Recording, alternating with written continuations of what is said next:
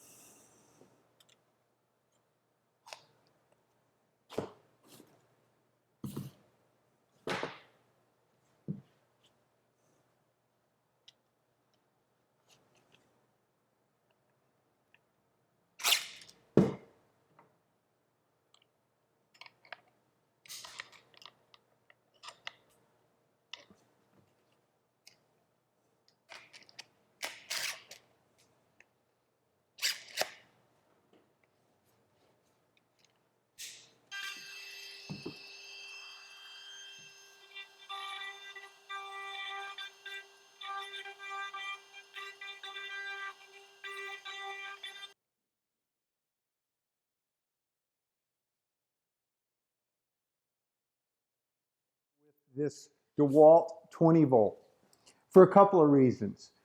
First off, the size of it. I've been looking for a smaller router. I have to say though, this is larger than I had envisioned it being. I hadn't seen it in person. I ordered it. So it's a little bigger than I thought, but it's still a nice handheld router. I do a lot of rounding over edges with a 1/16 inch round over when I'm doing my workbenches and just about anything. I like to round that edge over just a little bit so it's not so sharp. And again, for my jigs and my tools and my fixtures, I just do a lot of that stuff. If I'm doing cabinets for somebody in their garage for organization, do lots of that as well. Rounding those edges over, rather than trying to sand or break the edge with sandpaper, I just find a router is the way to go. And all my other routers are with power cord. And so I thought that would be a good first one to get. Size is not the only reason I chose this DeWalt router. There's a lot of companies that make good handheld routers that are cordless. I chose DeWalt because of the battery. As my subscribers know, I have been on a quest to thin down my tools. That's right, get fewer tools. I want fewer tools, but I want to be able to do all the work that I've always done.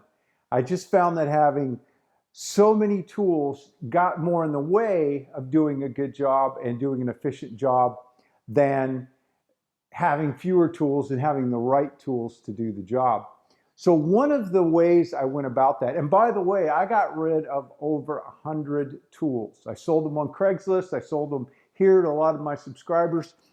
I really thinned my shop down. But when I did that, I knew that I would have to then acquire a few new tools, somewhere between 8 and 12. I haven't really nailed it down specifically yet, and I'll show you each one as I get it. But as I got rid of some other tools, a lot of them corded and a lot of them with other battery systems, I knew that, okay, this is a tool that I use and that I need and I'll have to replace.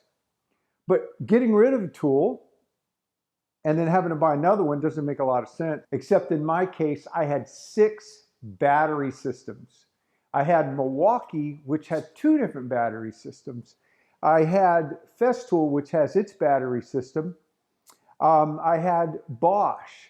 I had Makita. Just too many batteries, and I wanted to get it down to a single battery system. Well, I couldn't do that for one big reason, and that is I have a general division in the tools that I like. I have my finish tools. That's my high precision tools where I do my finish work.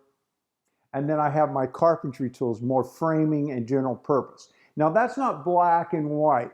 Some of the tools cross over, and some of the tools that would be the same brand as my carpentry tools, I have a few that I use in finish. So my finish tools for the precision that I get in the system is Festool.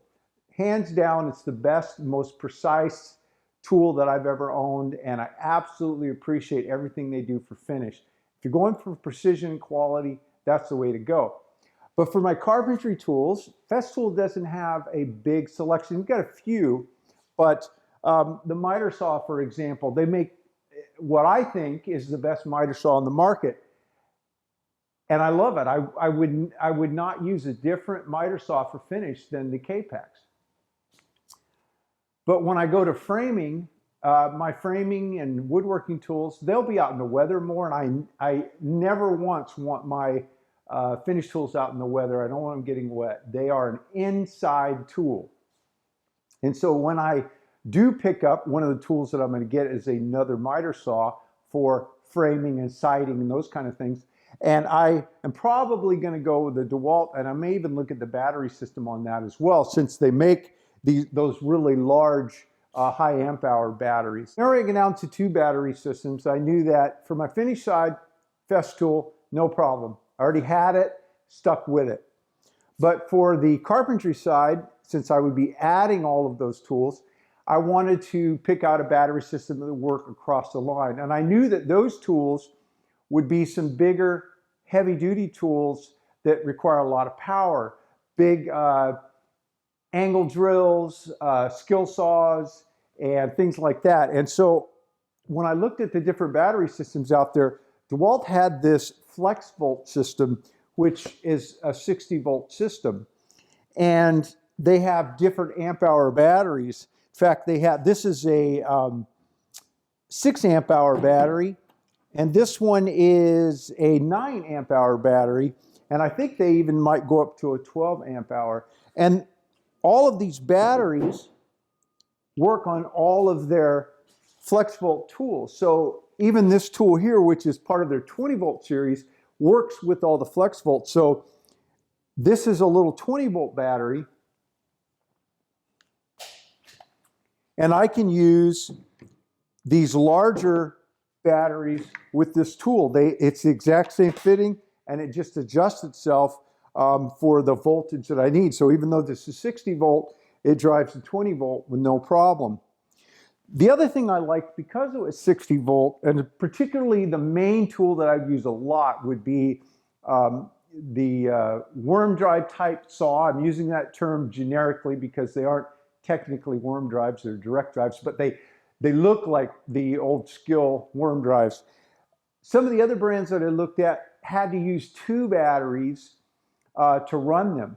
And with the DeWalt system, because it's a 60 volt, a single battery will drop into the saw any of the different amp hour batteries.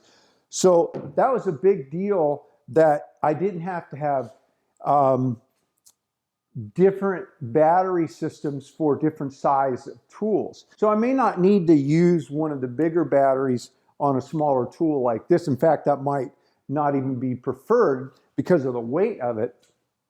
But when I'm using my bigger tools, like the worm drive saw, I can use the 6 amp hour, the 9 amp hour, they all fit and work, and it's just the tool will work longer. And the other big tool is the Sawzall. It's nice to be able to put a battery on that will last the most of the day, so I'm not constantly having to chase down batteries. My first cordless Sawzall, which was, other than a drill, was my first cordless tool in framing that I got years ago.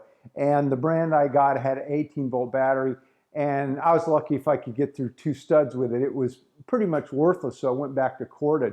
But now with these batteries, I can use a Sawzall and have it last throughout the day, or with a couple of batteries get me through the day. So again, there's a lot of good tool systems out there, and you have to choose the one that works right for you. DeWalt doesn't support me. They didn't give me these tools. I have to buy them with my own money. They're not paying me to make these videos. They don't even know I'm making these videos.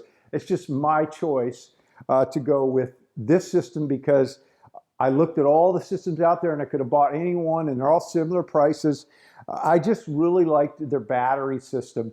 And I did a little checking online, and I also found out that these batteries are really well made and they hold up well. Some of the services that repair batteries had some comments on the quality of these batteries. So I'm pretty confident as I go through time that these will hold up and be a good tool for my carpentry. If you enjoy following along in the Smart Wood Shop and you want to see the tools as I pick them up, see me use them on some projects, be sure to subscribe. Most important, ring that bell, because that's the only way you'll know when I drop a new video. Thanks for dropping into the Smart Wood Shop. Have a great day.